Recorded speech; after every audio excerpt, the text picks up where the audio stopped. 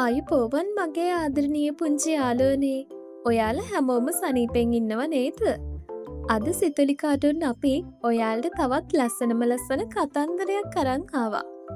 අද කතන්දරෙන් කියන්නේ පුංචි කෑල්ලමෙක් කරපු වික්‍රමයක් ගැන.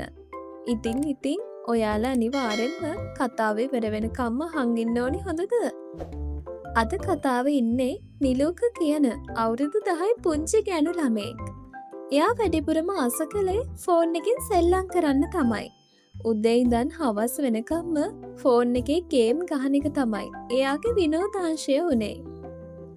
එයාගේ අම්මා හැම වෙලේම නිලෝකට පාඩම් කරන්න කිව්වත් එයා නම් අම්මා කියන දේ කමකටවත් ගත්තේ නෑ. එයාට පොත් කියවම හරිම කම්මැලි. පොතක් අතට ගත්තොත් එයාට ඉක්මනින්ම නිින්ද යනවා. අනේ මේ අකුරු දිහා බලන් ඉන්නක කොච්චර අමාරුද? මට නම් නිදිමතයි. එයා හැම වෙලේම කිව්වේ ඔය තේ තමයි. නිලෝකගේ අම්මා පොත් කියවන්න හරි ආසයි. නවකතා පොත්, කෙටි කතා පොත්. එයා අසම පොත් කියවන්න විතරයි. දවසක් අම්මා පුස්තකාලයට යන්න ලෑස්තිලා ඉද්දී එයා නිලෝකවත් පුස්තකාලයට එක්කන් ගියා. එහෙම කියලා නිලෝකගේ අම්මා නිලෝකව පුස්තකාලයට එක්කන් ගියා. ඒත් නිලෝක නම් පොඩ්ඩක්වත් කැමති වුණේ නෑ පුස්තකාලයට යන්න. පුස්තකාලේ තිබුණේ පරණ පොත්වල සුවඳක්.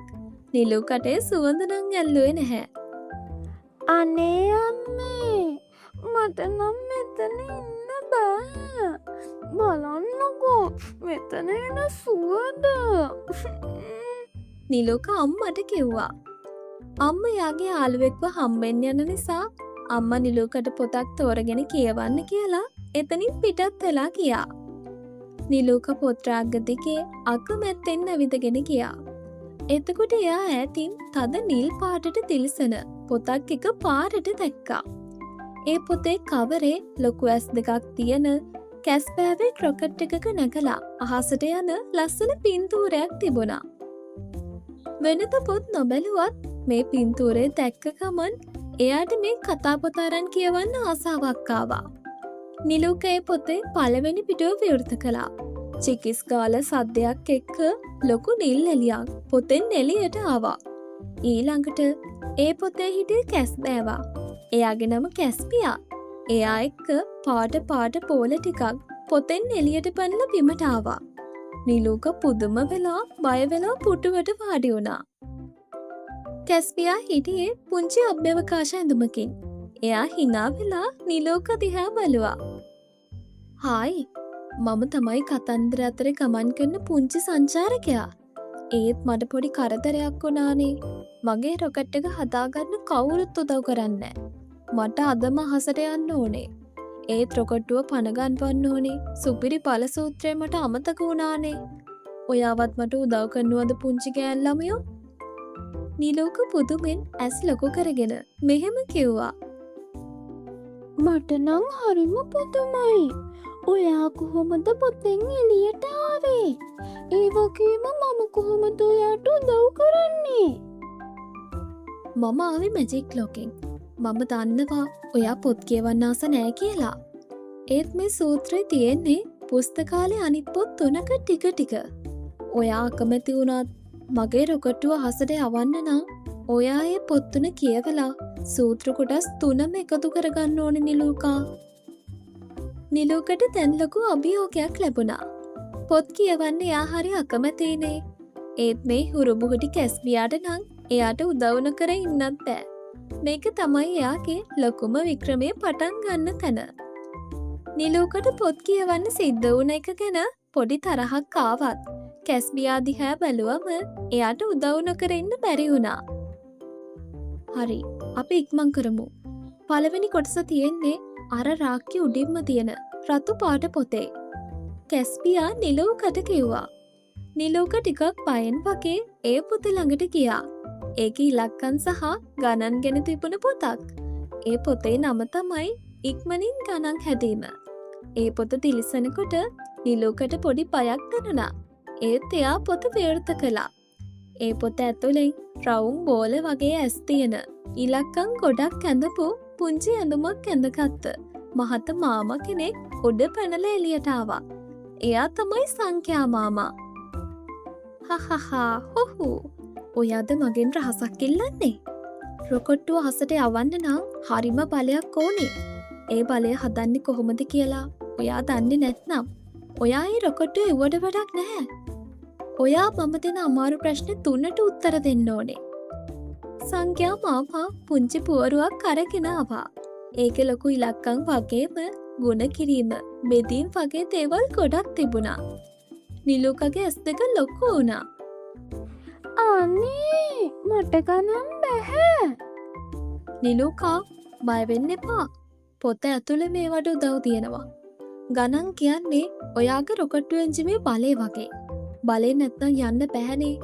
ඔයා උත්සාහ කරන්න. ඔයාට පුළුවන්. නිලුකා කැමැත්තෙන් උනත් ගණන් පොතේ තිබුණ පින්තූර සහ පුංචි පැහැදිලි කිරීම් කියවුවා.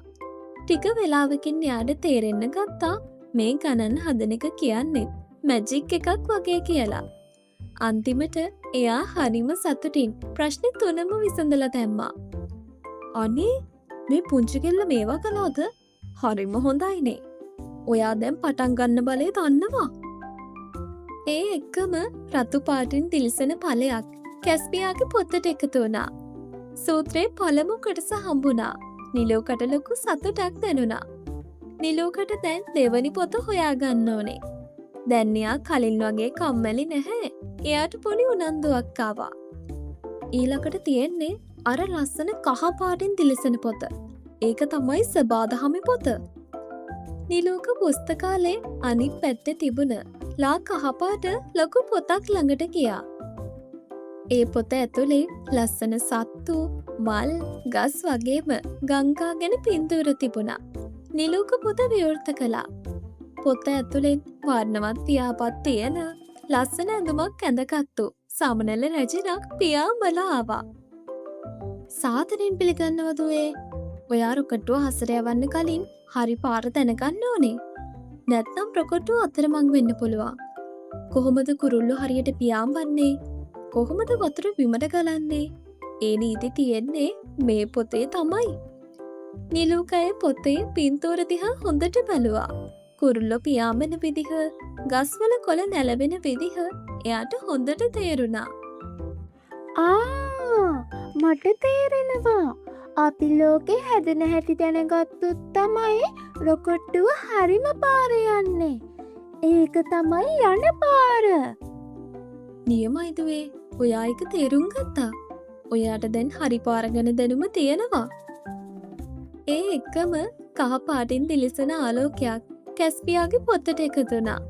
මේ තමයි සූත්‍රයේ දෙවනි කොටස. නිලෝක දැන් හරිම සතුටින් ඉන්නේ. එයාට දැන් ගණන් ගැනවත් පොත් ගැනවත් බයක් නැහැ. එයාට තවත් දේවල් ඉගෙන ගන්න ආසාවක් ආවා. හරිම හොඳයි නිලෝකා. ඔයා ළඟ රොකට්ටුවට ඕනේ බලය සහ හරි පාර තියෙනවා. තව එක කොටසයි ඕනේ. ඒක තියෙන්න ඔයාගේ හිත ඇතුලේ. මගේ හිතේ? කැස්පියා මොකක්ද? ඔව් නිලෝකා. 3 වෙනි කොටස තමයි අලුත් දේවල් ඉගෙන ගන්න තියෙන ආසාව. ඒක තමයි රොකට්ටුවට ඕනේ අන්තිම දේ. ඒක මගේ පොතට එකතු කළාම සූත්‍රය සම්පූර්ණයි. නිලෝක සතුටින් කැස්පියාගේ පොත අතට ගන්න හැදුවා. ඒත් නිලෝකගේ සද්දේ මුළු පුස්තකාලෙටම ඇහුණා. මේ දේවල් දිහා තරහින් බලන් හිටපු එක්කෙනෙක් හිටියා. ඒ තමයි ශබ්ද නැති මාමා. කවුද මේ සද්ද කරන්නේ? පුස්තකාලේ කියන්නේ හරිම නිහඬ තැනක්. මේ සද්දපත් නාත්ත ගන්න. ශබ්ද නැති මාමා ඉක්මනටම කැස්පියා හිටපු මැජික් පොත අරගෙන ඒක වටේට අගුලක් දැම්මා. කතන්දර වලට මෙතන ඉන්න බෑ. දැන් මේ පොත අගුළු දාලා ඉවරයි. නිලෝක දුක් වුණා. කැස්පියාගේ පොත අගුළු දාලා 3 වෙනි කොටසට යට යන්න විදිහක් නැති වුණා. කැස්පියා පොත ඇතුලේ ඉඳන් නිලෝකට මෙහෙම කිව්වා. නිලෝකා බය වෙන්න එපා. ඔයාගේ ආසාව තමයි මේ අගුල කඩන්න තියෙන එකම බලය. නිලෝක ගැඹුරින් හුස්මක් ගත්තා. එයා ශබ්ද නැති මාමට හරිම සතුටින් මෙහෙම කිව්වා. ශබ්ද නැති මාමේ. මම කලින් පොත්වලට හරිම අකමැති. ඒත් දැන් මම දන්නවා පොත් කියවීම කියන්නේ කම්මැලි වැඩක් නෙවෙයි. ඒක තමයි ලෝකෙ වටිනම දේ. මට තවත් දේවල් ඉගෙන ගන්න හරිම ආසයි මාමේ. නිලූකගේ අවංක වචනවල තිබුණ සතුට නිසා ශබ්ද නැති මාම පුදුම වුණා. එයාගේ තරහමුණ වෙනස් වුණා. මේක ඇත්තට විනෝදයක් තමයි ළමයෝ. එහෙම කියලා එයා අගුළු දාපු පොත නිලූකට ඇරලා දුන්නා. නිලූකගේ හිත ඇතුළ තිබුණ අලුතින් ඉගෙන ගන්න තියෙන ආසාව ලස්සන පාට එලියක් වෙලා කැස්පියාගේ පොතට එකතු වුණා. මේ තමයි සුපිරි ඵල සූත්‍රයේ 3 වෙනි කොටස. කැස්පියාගේ පොත දැන් දිලිසෙනවා. කැස්පියා නිලූකට කිව්වා, "හහා නිලූකා, ඔයා මගේ රොකට්ටුව හැදුවා.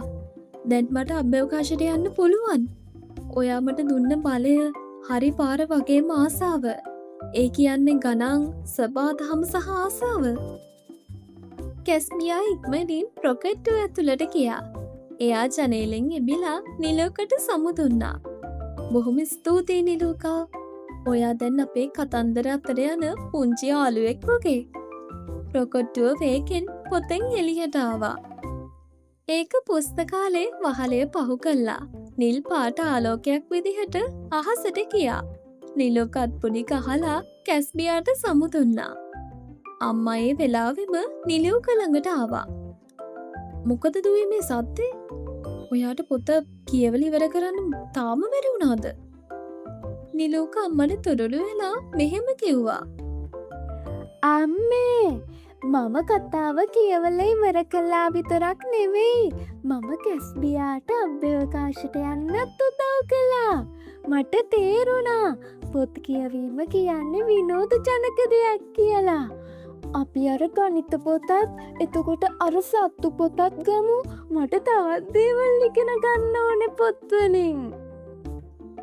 නිලූක දැන් කලින් වගේ කම්මැලි කෙල්ලෙක් නෙමෙයි. එයාගේ අතේ දුරකථනයේ වෙනුවට දැන් තියෙන්නේ ලස්සන පොත් කඩක්. "මගේ යාළුවනේ, අලුත් දෙයක් ඉගෙන ගන්න බය වෙන්න එපා. පොත් කියවන එකෙන් අපි කම්මැලි ලෝකෙන් ඈතට ගිහිල්ලා දැනුමින් පිරුණ ලස්සන අලුත් ලෝකයකට යනවා. ඔයාලත් නිලූක වගේ කෙනෙක් නම් අද ඉඳන්ම පොත් කියවන හොඳ ළමයි වෙන්න ඕනි හොඳද?" ඔන්න එහෙනම් අදට අපේ කතාව ඉවරයි. ඉස්සරහට ඔයාලට ඕනි මොන වගේ කතාවක්ද කියලා අපිට කමෙන්ට් එකකින් කියලා ලයික් එකක් දාලා අපිව සබ්ස්ක්‍රයිබ් කරන්නත් අමතක කරන්න එපා. අදට අපි සමුගන්නවා. ඔයාලා හැමෝටම සුබ දවසක්.